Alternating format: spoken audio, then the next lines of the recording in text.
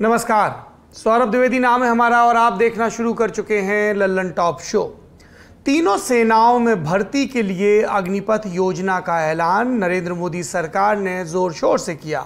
Graphics और poster design कर खूब प्रचार किया। सरकार से जुड़े लगभग हर नेता ने सोशल मीडिया के जरिए लोगों को, खासतौर पर नौजवानों को समझाने की कोशिश की और दावा किया कि ये एक परिवर्तनकारी बदलाव है। लेकिन ऐलान के दूसरे दिन ही युवाओं की तरफ से विरोध प्रदर्शन शुरू हो गया। आर्मी के कई रिटायर्ड ऑफिसर्स ने भी इस योजना पर सवाल उठाए। पक्ष में भी तर्क हैं, लेकिन जब युवा सड़कों पर उतर आए हैं तो उसको एड्रेस करना जरूरी हो जाता है। बड़ी खबर में आज इसी पर बात करेंगे। साथ ही बात करेंगे राहुल गांधी से पूछताछ और उससे जुड़े सियासी घटनाक्रम की, और यह भी कि राष्ट्रपति चुनाव के लिए विपक्ष की तरफ से किन नामों पर चर्चा हुई। केंद्रीय कैबिनेट ने 5G को लेकर जो एक बड़ा फैसला किया है उसका भी जिक्र होगा। पर शो में सबसे पहले दिन का वीडियो।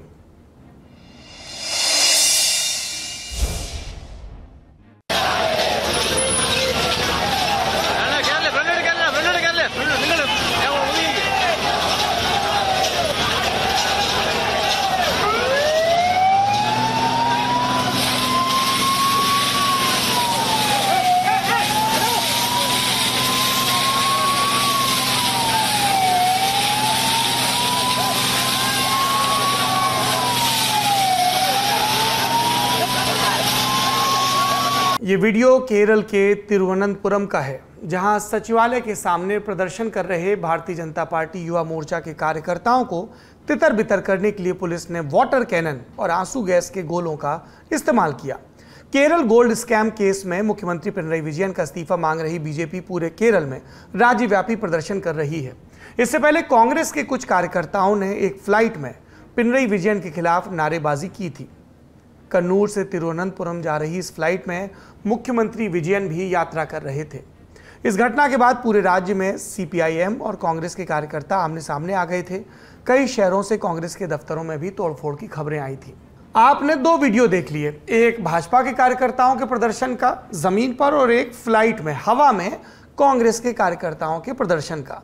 इसके बाद राज्य भर से टकराव की खबरें आई और कहा गया कि सत्ताधारी CPIM के कार्यकर्ता गुंडाई कर रहे हैं। पर यह पूरा बवाल किस वजह से हो रहा है? ये गोल्ड स्कैम क्या भला है?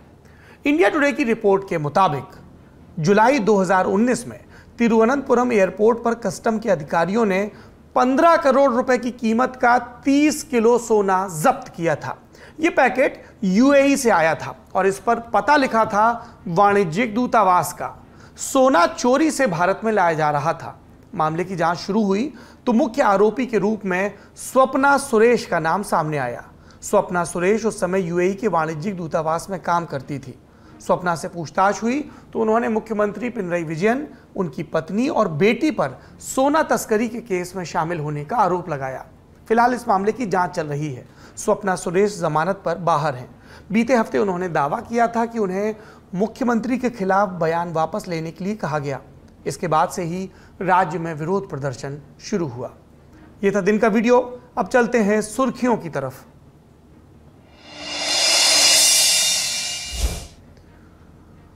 पहली सुर्खी जम्मू कश्मीर से है। जम्मू कश्मीर में बैंक मैनेजर की दिन दहाड़े हत्या के आरोपी आतंकवादी को सुरक्षा बलों ने मार गिराया है।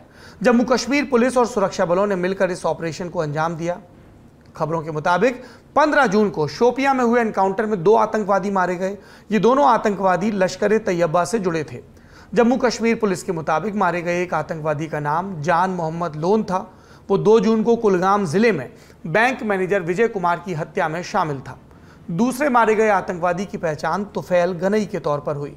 मुठभेड़ की जगह से हथियार और गोला बारूद भी बरामद किया गया है, जिसमें एक AK-47 राइफल भी शामिल है। बैंक मैनेजर विजय कुमार राजस्थान के हनुमानगढ़ के रहने वाले थे।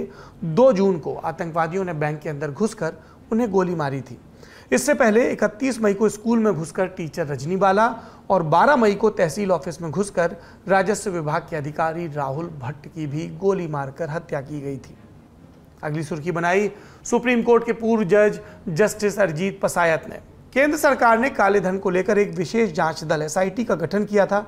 पसायत उस जांच दल के उपाध्यक्ष हैं, पर इस समय वो एक अलग वजह से खबरों में है। जस्टिस पसायत पर आरोप है कि उन्होंने साल 2017-18 में इनकम टैक्स विभाग को अपनी आय की सही जानकारी नहीं दी थी। इंडियन एक्सप्रेस अखबार की रिपोर्ट के मुताबिक इनकम टैक्स डिपार्टमेंट ने पाया था कि जस्टिस पसायत ने वित्त वर्ष 2017-18 के लिए अपनी आय का जो लेखा जोखा पेश किया था उसमें 1.06 करोड़ रुपए के संबंध में गलत जानकारी दी गई थी। शुरुआत में उन्होंने इस आदेश को चुनौती दी, लेकिन बाद में जस्टिस पसायत ने केंद्र सरकार के विवाद से विश्वास योजना का सहारा लिया। इसके तहत उन्होंने 37,90,000 रुपए चुकाकर मामले को रफा दफा किया।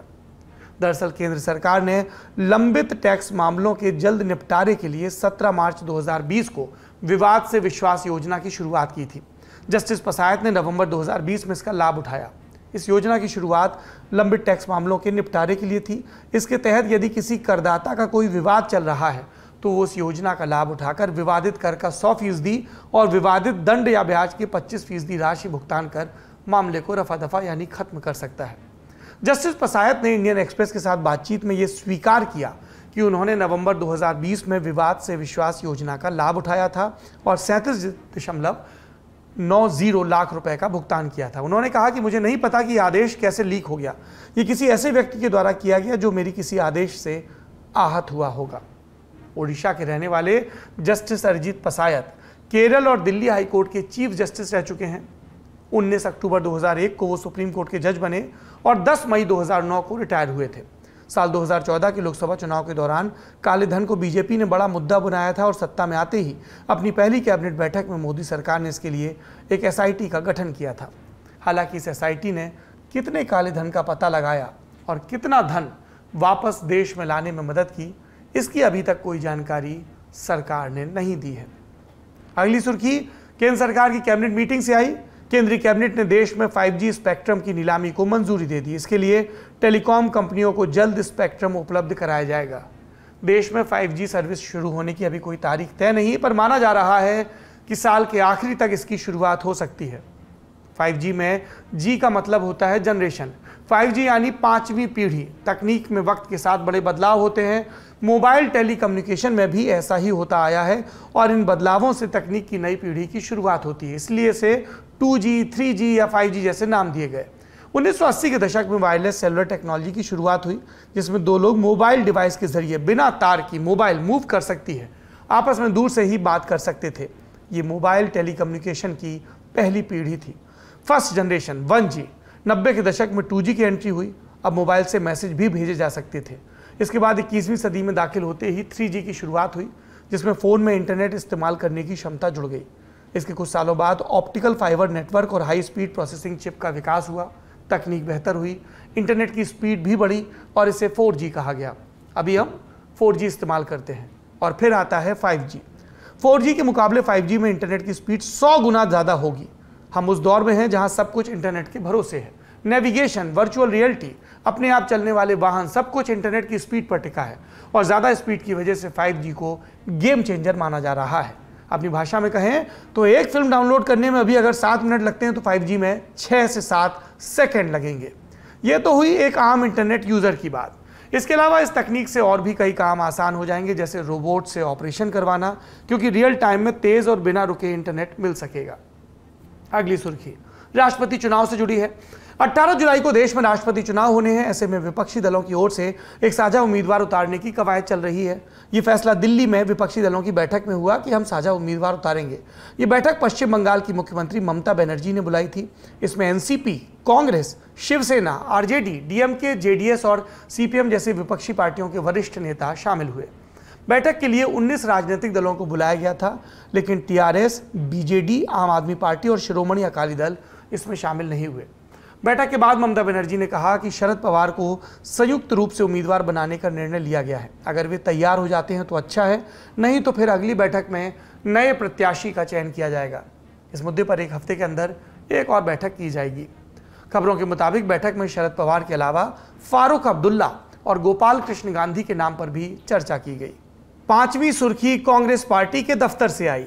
कांग्रेस के कुछ वरिष्ठ नेताओं ने दिल्ली पुलिस पर पार्टी वर्कर्स की पिटाई का आरोप लगाया। नेशनल हेराल्ड केस में राहुल गांधी से आज तीसरे दिन लगातार पूछताछ हुई।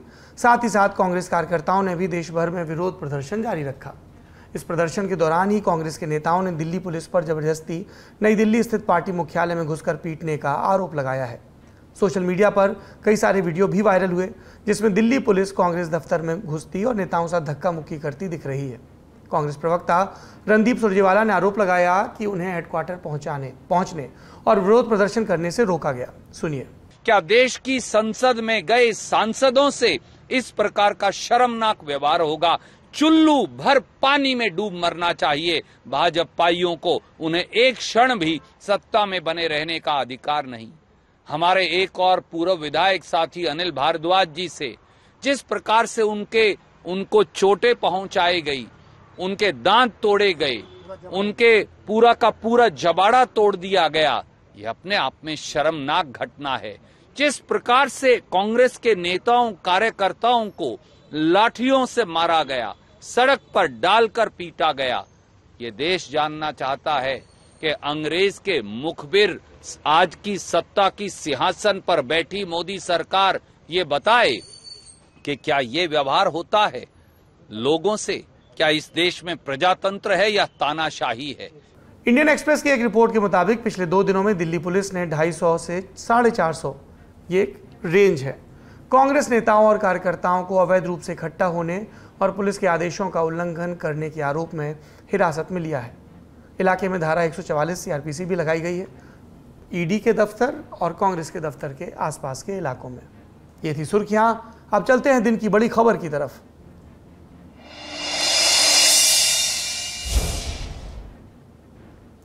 शहरों में भर्ती इम्तिहान के फॉर्म और प्रतियोगिता की तैयारी के लिए किताबें बेचने वाली दुकानों पर एक इश्तिहार जरूर टंगा दिखता है जिस पर लिखा रहता है नौकरियां ही नौकरियां। प्रतियोगी परीक्षाओं की तैयारी कर रहे युवा पन्ना पलट पलट कर अपने लिए एक अदद नौकरी खोजते हैं। बेशुमार बेरोजगारी की चुनौतियां झेलते देश में इन सब के बीच मंगलवार को 2 बड़े फैसले हुए। पहला बड़ा ऐलान खुद प्रधानमंत्री कार्यालय के ट्विटर हैंडल से किया गया। कहा गया, देश में 1.5 साल में केंद्र सरकार के विभागों और मंत्रालयों के जरिए 10 लाख नौकरी दी जाएंगी। दूसरा बड़ा ऐलान तीनों सेनाध्यक्षों की मौजूदगी में रक्षा मंत्री राजनाथ सिंह ने किया।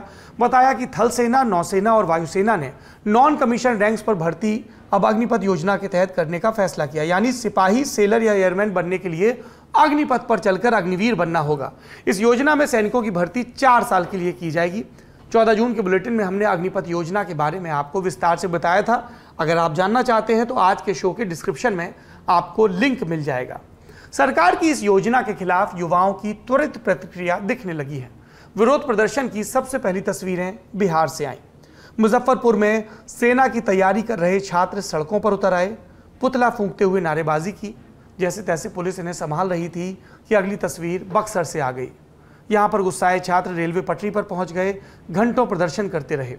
राजस्थान के जयपुर और सीकर से भी ऐसी ही विरोध की तस्वीरें दिन भर आती रहीं। अब इन तस्वीरों के पीछे 2 ही बात हो सकती हैं। या तो सरकार इन्हें अग्निपथ योजना को समझा नहीं पाई इन लोगों को, या इन्होंने योजना को समझ लिया और इन्हें पसंद नहीं आई। भारत के गांवों में युवाओं के लिए सेना और पुलिस की भर्ती बड़ा मौका और सम्मान की बात होते हैं। ये संभवतः पहली बार है कि फौज में भर्ती के नियमों को लेकर ऐसा असंतोष देखा गया, क्योंकि बड़ा बदलाव हुआ है। लंबे वक्त से भर्ती रुकी थी।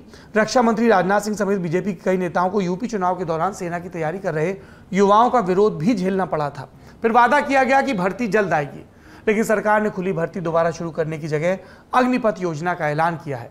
अब तक सेना में खुली भर्ती होती थी, विज्ञप्ति निकलती थी, फिजिकल मेडिकल होता था और एक छोटे से रिटन टेस्ट के बाद डॉक्यूमेंट वेरिफिकेशन होता था और पक्की नौकरी मिल जाती थी 17 बरस के लिए। लेकिन अग्निपथ योजना के ऐलान ने युवाओं के मन को आशंकाओं से भर दिया है, क्योंकि सरकार ने यह नहीं कहा कि खुली भर्ती नहीं होगी, ये कहा है कि अब जो भी भर्ती होगी वो अग्निपथ से होगी। ऐसे में युवाओं की चिंताएं क्या हैं, ये सुन लेते हैं। जो 4 साल का फैसला एक तरीका देखी जाए तो गलत भी है, लेकिन कई मायने इसके सही भी है, क्योंकि कई बालक जो हमारे पहले सीनियर थे वो तैयारी किया करते, तो कई कारणत जिस तरह की उनका फिजिकल सही कर दिया करते पेपर में, क्योंकि एक लिमिट बच्चा ही लिया जाए, इसमें एक लिमिट हो हर चीज़ की। तो कई बालक पूरी तैयारी करने के पास से भी रह जाया करते, तो उन पर ही थोड़ा उन्हें भी सहयोग मिलेगा, क्योंकि 4 साल का हो गया तो इसमें लगभग बालक ना मौका मिलेगा। तो 4 साल का एक तरीका देखा जाए तो ठीक है, लेकिन इसमें 4 साल पाँच से कोई ना कोई उन्हें प्रबंध करके देना चाहिए, कोई ना कोई प्राइवेट नौकरी का या कोई ना कोई तनख्वाह जिस तरह कि वो आगे भी आपका काम कर सके। कोरोना की वजह से 2 साल से भर्ती नहीं आई है, वो कोई दिक्कत नहीं है, चलो कोरोना की वजह से कैंसिल होती है। लेकिन अब जो सरकार ने जो कोरोना के बाद ख़त्म होने से बाद भी अगर ये 4 साल वाला डिसीजन लेकर बच्चों के साथ खेल कर रही है, चलो मान लिया कि चलिए सरकार ने कुछ सोच समझ कर निर्णय लिया होगा, लेकिन सरकार को बच्चों के लिए कुछ थोड़ी बहुत भी सहायता करनी चाहिए। चाहे 4 साल के लिए बाद में कोई बेरोजगार देनी चाहिए बच्चों को, चाहे प्राइवेट नौकरी हो चाहे और कुछ हो। मैं यही गुजारिश करना चाहूँगा सरकार से या डिफेंस से, जो तीनों से डिफेंस में जो निर्णय लिया गया है वो बहुत गलत लिया गया है। बाकी सरकार ने जो निर्णय लिया है उस पर हम कुछ नहीं कह सकते, हम तो गुजारिश कर सकते हैं कि बच्चों के साथ जो भी करे सही करे बस।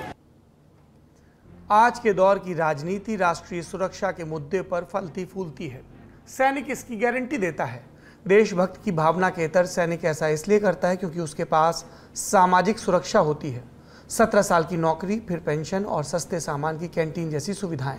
जबकि अग्निपथ योजना के तहत भर्ती होने वालों में से सिर्फ 25% ही इन सुविधाओं तक पहुंच पाएंगे, क्योंकि 4 बरस के बाद फिर वो सैनिक या सेलर या एयरमैन बन पाएंगे, वो भी 4 साल की सीनियरिटी के नुकसान के साथ। ऐसे में युवाओं की तरफ से सोशल मीडिया पर कुछ बातें लिखी जा रही हैं, जैसे कि ये कि एमएलए एमपी को 2 साल के लिए नियुक्त किया जाए, उसके बाद रिटायरमेंट दे दी जाए, पेंशन भी बंद कर दी जाए, इन मंत्रियों को सदनवीर कहा जाए, #अग्निवीर। इसके साथ ही कुछ और सवाल भी युवाओं के मन में है, जैसे कि क्या इस योजना से स्थायित्व के मनोविज्ञान को चुनौती नहीं मिल रही? असुरक्षित भविष्य के साथ सैनिक देश को सुरक्षा का एहसास पुख्ता तौर पर दिला पाएंगे? 5 साल तो सरकारों के लिए भी कम पड़ते हैं, फिर 4 साल का सैनिक कितना ठीक होगा? कहीं ये योजना सेना के अनुशासन के लिए चुनौती ना बन जाए? ये सवाल सिर्फ युवाओं की तरफ से नहीं उठाया जा रहा। कई राजनीतिक पार्टियां अग्निपथ योजना की तुलना संविदा या ठेके पर होने वाली नौकरी से कर रही हैं। बीजेपी के ही सांसद वरुण गांधी ने ट्वीट कर लिखा कि सरकार भी 5 बरस के लिए चुनी जाती है, फिर युवाओं को सिर्फ 4 साल देश की सेवा करने का मौका क्यों? विपक्ष की तरफ से तेजस्वी यादव ने ट्वीट कर लिखा कि क्या युवा पढ़ाई और 4 वर्ष की संविदा नौकरी भविष्य में बीजेपी के पूंजीपति मित्रों के व्यवसायिक ठिकानों की रखवाली के लिए करेंगे? प्रियंका गांधी ने ट्वीट कर सरकार से सवाल किया कि भाजपा सरकार सेना भर्ती को अपनी प्रयोगशाला क्यों बना रही है? सैनिकों की लंबी नौकरी सरकार को बोझ लग रही है? विपक्ष के सवालों के बीच आर्मी के कई रिटायर्ड अधिकारियों ने भी इस योजना पर सवाल उठाए। लेफ्टिनेंट जनरल विनोद भाटिया, उन्होंने लिखा, death knell for armed forces, ToD not tested, no pilot project, straight implementation will also lead to militarisation of society, nearly 40,000 यानी 75% youth year on year back rejected and dejected without a job, semi train in arms, ex Agniveers, not a good idea, no one gains.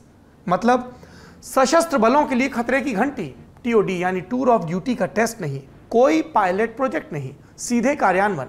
इससे समाज के militarisation को बढ़ावा मिलेगा। लगभग 40,000 युवा साल दर साल रिजेक्ट होंगे, मतलब कि 4 साल बाद रिटायर होंगे। हथियारों की ट्रेनिंग के साथ बिना नौकरी के बेरोजगार अग्निवीर, अच्छा आइडिया नहीं है, किसी को लाभ नहीं होगा। इस चिंता का मतलब यही है कि कहीं 4 साल बाद सेना से आने के बाद बेरोजगार युवा हथियार तो नहीं उठा लेगा। चूंकि हर क्षेत्र के लोगों की राय आपस में बटी रहती है, तो सेना में भी है। Major general Ashok Kumar retired lieutenant general Vinod Bhatia की बात से बिल्कुल अलग राय रखते हैं, इनका पक्ष भी सुना जाए। मेरे ख्याल से एक ये थ्योरेटिकल कंस्ट्रक्ट है, निराशावादी विचार है कि 75% से जिन लोगों को काम नहीं मिला तो वो निराश होकर के हथियार उठा लेंगे। यह चीज पूरी तरह से गलत है। जो व्यक्ति एक दिन वर्दी पहनता है, उस एक दिन की वर्दी से ही उसके मन में राष्ट्र के प्रति जो भावना जगती है, वह सिर्फ आप खुद एक्सपीरियंस करके ही समझ सकते हैं। यह इंटेंजिबल जो है वो किसी चीज से एक्सप्लेन नहीं किया जा सकता।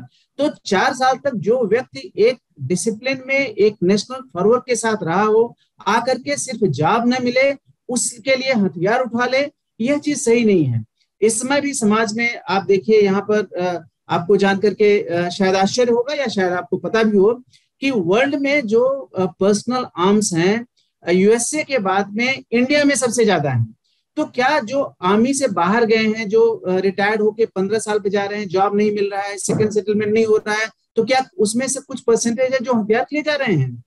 हथियार उठाने के कारण अलग होते हैं, या वो कोई आइडियोलॉजी हो, कोई रेडिकलाइजेशन हो जैसे जेएनके में हो रहा है, कोई और मोमेंटम हो, या कोई और ऑर्गेनाइजेशन है जो उनको भड़का रहा हो, तो उसमें जो इनफैक्ट अगर उनको कोई भड़काएगा भी, तभी भी वह व्यक्ति उस भड़काने पर कम रिएक्ट करेगा बनिस्बत एक नॉर्मल व्यक्ति के। आप कल्पना करिए कि किसी व्यक्ति का पूरे जॉब से बाहर रहना या डिग्निफाइड होकर के 4 साल काम करके रीजनेबल योग्यता हासिल करके बेहतर प्रॉस्पेक्ट के साथ बाहर आना, दोनों में से कौन बेहतर है? तो ये जो चिंताएं हैं ये मेरी समझ से ठीक नहीं है। थ्योरेटिकल संभावना आप रूल आउट नहीं कर सकते हैं, प्रैक्टिकली ऐसा कोई वर्ल्ड में किसी देश में जहां पे कॉन्स्क्रिप्ट्स हैं, बाहर जाते हैं, जॉब नहीं भी है, वहां वो हथियार उठा ले रहे हो जॉब के लिए, ऐसे मुझे किसी भी देश का उदाहरण नहीं है। हथियारों से ट्रेंड युवा के बेरोजगार होने के बाद की स्थिति पर सेना से सेवानिवृत्त 2 बड़े अधिकारियों का पक्ष आपने सुना। अब आ जाते हैं दूसरे सवाल पर। विपक्ष के नेताओं के सवाल और वेटरन्स की चिंताओं के बीच से जो सबसे अहम सवाल निकलकर सामने आया वो ये कि 4 साल बाद बेरोजगार हो जाने पर अग्निवीर करेंगे क्या। अब यहां पर आता है सरकार का पक्ष। अग्निवीर योजना के ऐलान के थोड़ी देर बाद एमपी के सीएम शिवराज सिंह चौहान ने घोषणा की कि मध्य प्रदेश पुलिस में अग्निवीरों को वरीयता दी जाएगी। सुबह गृह मंत्रालय के ट्विटर हैंडल से भी ऐसा ही ऐलान हुआ। लिखा गया कि गृह मंत्रालय ने इस योजना में 4 साल पूरा करने वाले अग्निवीरों को सेंट्रल आर्म्ड पुलिस फोर्स यानी सीएपीएफ और असम राइफल्स में भर्ती में प्राथमिकता देने का निर्णय लिया है। सीएपीएफ के अंतर्गत सीआरपीएफ, आईटीबीपी, बीएसएफ, सीआईएसएफ और एनआईए जैसे अर्धसैनिक बल आते हैं। 21 मई 2020 को केंद्रीय गृह राज्य मंत्री नित्यानंद राय बता चुके हैं कि अर्धसैनिक बलों में 1,11,093 पद खाली हैं, जिनमें से बीएसएफ में 28,296, सीआरपीएफ में 26,506, सीआईएसएफ में 23,906, एसएसबी में 18,643 और आईटीबीपी में 5,784 और असम राइफल्स में 7,328 पद खाली हैं। इनको जोड़ें तो 1,11,000 के पार जाती है संख्या। यही पद अब तक नहीं भरे गए तो अग्निवीरों का नंबर तो वैसे भी 4 साल बाद आएगा। अब इन सब के बीच मंजर क्या है? एक वीडियो है जो रह रहकर आता है अलग अलग लोकेशन से। लोग सेम हैं, नए नए जुड़ रहे हैं। नागपुर के सैकड़ों युवा वो भर्तियों के लिए आंदोलन कर रहे हैं। चिलचिलाती धूप में नागपुर से दिल्ली के लिए पैदल मार्च कर रहे हैं। ये तस्वीरें बीते कई दिनों से दिखाई जा रही हैं। हमने भी आपको शो में दिन के वीडियो में दिखाई थी। ये वो अभ्यर्थी हैं जिन्होंने साल 2018 में अर्धसैनिक बलों में नौकरी के लिए आयोजित परीक्षा दी थी। जनवरी 2021 में नतीजे भी घोषित हो गए, लेकिन इनकी किस्मत अब तक नहीं खुली। दावा है कि मेरिट के आधार पर 55,000 पद तो भरे गए, लेकिन 5,000 पद खाली छोड़ दिए गए। उन्हें खाली छोड़े गए 5,000 पदों के लिए ये नौजवान 1000 किलोमीटर का पैदल मार्च कर रहे हैं। हमारे देश में मस्जिद में शिवलिंग है या फव्वारा है? औरंगजेब ने, अकबर ने क्या किया? उसके पहले का इतिहास ठीक से क्यों नहीं दिखाया गया? हमारे आराध्य का एक टीवी डिबेट में या कहीं और अपमान कर दिया गया। तेरा अपमान, मेरा अपमान, इस सब पर खूब हलचल होती है। अस्मिता का संकट और सवाल उपजता है। जातियों के आरक्षण को लेकर, महापुरुषों को लेकर सड़कों पर उतरा जाता है और सरकारें इन पर खूब ध्यान भी देती हैं। पर मेरे देश के नौजवान जब सरकार से अपने हिस्से का हक मांगते हैं, उसके लिए सड़कों पर उतरते हैं, तो सरकार ऐसी तत्परता क्यों नहीं दिखाती? इन सब के बीच अग्निवीर योजना को लेकर बहस जारी है। इसके तमाम पहलुओं पर हम बात करते रहेंगे, क्योंकि लल्लन टॉप नौजवानों का बनाया हुआ चैनल है और जिस देश में नौजवानों के विषयों पर चर्चा नहीं होगी, वो देश युवा ऊर्जा से सज्जित कैसे रहेगा? इसलिए बात लगातार होती रहेगी आपके लल्लन टॉप पर, आपके हक में। सवाल भी पूछे जाते रहेंगे और विशेषज्ञों की राय से भी आपको अवगत कराएंगे। अब एक्सपर्ट का जिक्र किया तो एक्सपर्ट को एक बार फिर से सुन लीजिए। जहां तक 75% लोगों की बात है, उसमें जब वो सेवानिवृत्त होंगे तो उनको तकरीबन 11 से 12 लाख का सेवानिधि दिया जाएगा, जो टैक्स फ्री होगा। उसका 2 से 3 गुना लोन लेने की फैसिलिटी दी जाएगी। स्किल सेट उनके ऊपर होगा, एडिशनल एजुकेशन क्वालिफिकेशन होगी। और कल्पना करिए कि कल अगर सेंट्रल पुलिस फोर्सेस में भर्ती होती है, स्टेट पुलिस फोर्सेस में भर्ती होती है, तो एक जो सिविल का लड़का वहां कंपीट करता है, उसके बजाय जो ये 4 साल फौज में रह करके बंदे आए होंगे, किसके सिलेक्शन की संभावना ज्यादा रहेगी? जाहिर है वो जो 4 साल की ट्रेनिंग करके आया है, उसकी फिजिकल कैपेसिटी, इसको मेंटल एबिलिटी, उसका ओरिएंटेशन बेहतर होगा। तो अपने नेचुरल मेरिट पर ही वो 75% का काफी बल्क जो पैरामिलिट्री फोर्सेस है और स्टेट पुलिस फोर्सेस है या और गवर्नमेंट जॉब में जाने के ऊपर सक्षम होगा। और आज सुबह तो होम मिनिस्टर ने ट्वीट भी किया है कि सेंट्रल आर्म्ड पुलिस फोर्सेस में इनको अग्निवीरों को प्राथमिकता दी जाएगी। हालांकि प्राथमिकता का टर्म सब्जेक्टिव है, डिफाइन नहीं है, लेकिन इससे ये पता डेफिनेटली चलता है कि जब ये 75% की चिंता सामने आएगी तो आगे आने वाले समय में इनके बारे में और भी सोचा जाएगा। अग्निपथ योजना को आपने जान लिया, अग्निवीरों से जुड़ी चिंताओं और आशंकाओं को समझ लिया। अब आते हैं 1.5 साल में 10 लाख पदों पर भर्तियों के मुद्दे पर, जिससे जुड़ा पहला सवाल ये है कि 18 महीने में 10 लाख नौकरी कौन से केंद्रीय विभाग में दी जाएंगी। जवाब ये है, रेलवे में ही 3 लाख पद सरकारी नौकरी के खाली पड़े हैं। रक्षा विभाग में 2,47,502 पद खाली हैं। गृह मंत्रालय में 1,28,842 पद, डाक विभाग में 90,050 पद, रेवेन्यू में 76,327 पद, अकाउंट विभाग में 23,237 पद खाली हैं। सरकार खुद संसद में बता चुकी कि 8 लाख से ज्यादा पद खाली पड़े हैं। सरकार के मुताबिक इन्हीं पदों को भरा जाएगा, लेकिन क्या 1.5 साल में ये पद भर लिए जाएंगे? बरसों तक लटकी रहने वाली भर्ती प्रक्रिया क्या 1.5 साल में कंप्लीट हो जाएगी? इस पर युवाओं का क्या कहना है? सरकार पर, उनकी भर्ती प्रक्रिया पर उन्हें कितना भरोसा है? सुनिए। बात तो बहुत अच्छी है अगर जॉब्स दे रहे हैं अनएम्प्लॉयड्स को, but I am not sure कि वो इम्प्लीमेंट होगा या नहीं होगा। अगर ऐसा हो सकता है तो it's too good for the generation, for the adults. जैसे लॉकडाउन के बाद में जैसे प्राइवेट नौकरी वो सब की सब चली गई है। अभी जैसे ये मांग कर रहे सरकारी लोग, जैसे हमारी फैमिली के लिए सरकारी नौकरी लग जाए, अच्छा रिस्पॉन्स रहा है और हमारे भविष्य के लिए हमें सरकारी नौकरी चाहिए। मेरा कहना है कि उन्होंने जो जगह पहले से है उनको भरने को होना, जो लड़के पास आउट है उनको पहले जॉब मिलने को होना, उसके बाद जो अभी नया निकला है उसके लिए लोग अप्लाई करेंगे। जैसा आप बोल रहे हो कि 10 लाख जगह मोदी जी ने निकाली है, पर यूथ काफ़ी ज़्यादा है, जगह वो बहुत कम है। तो ये 10 लाख नौकरी 1.5 साल में कैसे निकालेंगे? कोई स्ट्रेटेजी, कुछ प्लानिंग कुछ तो की होगी ना। वो पब्लिक के लिए होनी चाहिए, पब्लिक को भी पता चलना चाहिए ना। ये तो वैसे तो पता नहीं कितने प्रोजेक्ट हैं जो साल चालू कर रखे हैं, लेकिन उसके बारे में किसी को अभी तक तो कुछ पता नहीं है।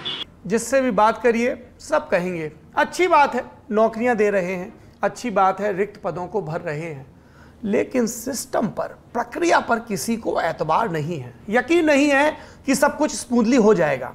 इस संदेह की वजह इस साल जनवरी महीने की तस्वीरों को याद करिए। जनवरी के आखिरी हफ्ते में रेलवे भर्ती में अनियमितता के बाद कई राज्यों में बेरोजगार युवा भड़क गए। बिहार में कई जगह ट्रेन में आग तक लगा दी गई। जनवरी में ही प्रयागराज में बरसों से रेल भर्ती इम्तिहान की तैयारी करते युवाओं के आक्रोश के बाद पुलिस कुंदे मारकर दरवाजे खुलवा रही थी। क्यों? क्योंकि छात्र प्रदर्शन कर रहे थे। 2019 के चुनाव से पहले रेलवे में एनटीपीसी और ग्रुप डी की भर्ती का ऐलान हुआ था। 1,35,000 पद भरे जाने थे, लेकिन अब तक वो भर्ती भी पूरी नहीं हो पाई। नौकरी देने की सरकारी व्यवस्था पर भरोसे में कमी की वजह इसी से है, क्योंकि समय से पूरा नहीं हो पाता। एक और फैक्ट जानिए। फरवरी 2022 में केंद्रीय मंत्री जितेंद्र सिंह ने संसद में बताया कि 1 मार्च 2018 तक केंद्र सरकार के विभागों में यानी तमाम मंत्रालयों में कुल 6,83,823 पद खाली पड़े थे। 1 मार्च 2019 तक सरकार के 9,19,153 पद खाली थे।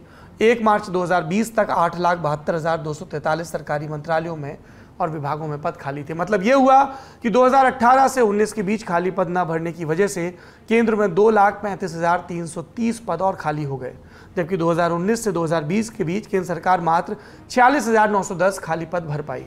शायद इसी वजह से विपक्ष भी सरकार के ऐलान पर सवाल उठा रहा है। सुनिए। मोदी जी ने सत्ता ली थी 2 करोड़ रोजगार हर साल देने का वादा कर, यानी 8 साल में 16 करोड़ रोजगार देने थे। अब कह रहे हैं 2024 तक केवल 10 लाख नौकरियां देंगे। तो 16 करोड़ नौकरियों का क्या हुआ? और क्या मोदी जी जानते हैं कि केवल केंद्र सरकार में 30 लाख पद खाली पड़े हैं? ये वो चार्ट है जो हमने इस समय प्रधानमंत्री जी के जवाब में लगाया है। प्रधानमंत्री जी, ये नौकरियों का एक एक विभाग का चार्ट है, इसका जवाब भी दे दीजिए कि ये 30 लाख नौकरियां कब भरी जाएंगी। विपक्ष के हमलों के बीच जवाब सरकार की तरफ से भी आया। सुनिए। ये फैसला लिया है कि 10 लाख हमारे युवा युवती भाई बहनों को नौकरी दी जाएगी सरकार में, सरकार के अन्य विभागों में, पब्लिक सेक्टर अंडरटेकिंग्स में। ये दर्शाता है कि नए भारत के निर्माण में अब युवा शक्ति का बहुत बड़ा योगदान होगा। ये रही बात कांग्रेस की, शायद उनके ध्यान में नहीं आता है किस प्रकार से तेज गति से भारत की अर्थव्यवस्था बढ़ रही है, निर्यात बढ़ रहा है, नए उत्पादन के स्रोत बढ़ रहे हैं, नई फैक्ट्रियां लग रही हैं, इंफ्रास्ट्रक्चर का काम इतनी तेज गति से बढ़ रहा है। ये सब नए काम के अवसर, नई नौकरियां तो स्वाभाविक रूप से लोगों तक पहुंचाता है। मुझे लगता है कि कांग्रेस शायद नारेबाजी के बदले जिन राज्यों में अभी रह गई है उसमें ही सुशासन दे दे, अच्छी सरकार चला ले, जनता की सेवा कर ले, तो देश और देशवासियों का बड़ा हित होगा। मुझे इतना पता है कि प्रधानमंत्री जी जो बोलते हैं वो करते हैं, तो हम लोगों ने जो तय किया है वो हम लोग संकल्प पूरा करेंगे। और जो आज कैबिनेट से निकल कर आया है, उन्होंने जो ट्वीट किया है, तो आने वाले समय में उसके लिए रेलवे में तो मुझे लगता है कि हम लोगों ने काफी समय से उसके लिए तैयारी कर ली। मंत्री जी कह रही हैं रेलवे की तैयारी कर ली है, और नौजवान लड़के लड़कियां हैं जिन्हें पिछली तैयारियों का जो असर था वो याद आ रहा है। सरकार दावा कर रही है कि जो वादा किया है उसे पूरा कर लिया जाएगा। 1.5 साल मतलब 2024 के चुनाव से पहले 10 लाख नौकरियां। अब सवाल ये है कि क्या अग्निपथ योजना के तहत मिलने वाली नौकरी भी इस 10 लाख में जोड़ी जाएगी? सरकार की तरफ से इस पर कुछ साफ नहीं किया गया, लेकिन हिंदू बिजनेस लाइन के डिप्टी एडिटर शिशिर सिन्हा की खबर के मुताबिक 10 लाख में सभी तरह की यानी स्थायी, अस्थायी, संविदा और सरकारी कंपनियों वाली नौकरी और अग्निपथ योजना में दी जाने वाली नौकरियां शामिल रहेंगी। आज के शो में इतना ही। अपना और अपनों का ख्याल रखिए। शुभ रात्रि।